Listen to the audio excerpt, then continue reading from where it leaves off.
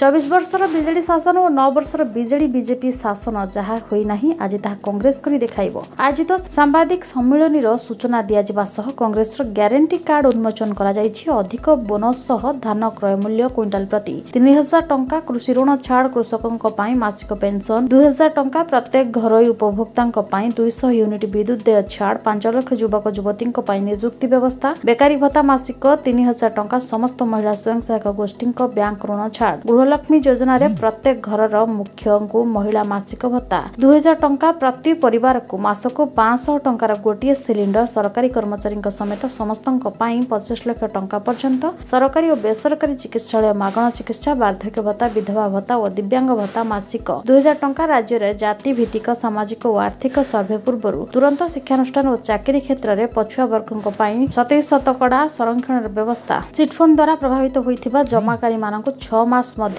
टंका फेरस्त दिज्व 10 गोटी निर्वाचन प्रतिश्रुति देइछि दल बोली कहिसेंति कांग्रेस वरिष्ठ नेता सुरेश महापात्र। ओडिशार प्रत्येक जिले में आज ये ग्यारंटी कार्ड उन्मोचन करा जाउछि। ए ग्यारंटी कार्ड रो मुख्य उद्देश्य आगामी 2024 जो लोकसभा विधानसभा निर्वाचन होउछि, ए निर्वाचन रे जदि ओडिशा रे कांग्रेस सरकार आसे ताले 10टी ग्यारंटी निश्चित भाव में फुलफिल करिवो। कृषि ऋण संपूर्ण रूपे छाड़ करा जिवो। क्विंटाल पिछा धान 3000 टंकार किणा जीव। बेकार युवक युवती मान को 3000 टंका बेकारी भत्ता दिया जीव। गृहलक्ष्मी योजना रे महिला मान को प्रत्येक मासरे 2000 टंका दिया जीव। एसएचजी महिला मानकर संपूर्ण ऋण छाड़ करा जीव एवं पछुआ वर्ग लोक मान को सरकारी चाकरी क्षेत्र में 27% संरक्षण मिलिबो। मेडिकल रे स्वास्थ्य बीमा 25 लाख टंका छाड़ करा जो समस्त लोक जी सरकारी चाकरी करंतो, सरकारी चाकरी जे नथांतो समस्त को 25 लाख टंका बेकार छड़ा जीवो एवं चिट फंड रे जो माने पैसा इन्वेस्ट करथिले तांको 6 मास भीतर फेरस्त करा जीवो।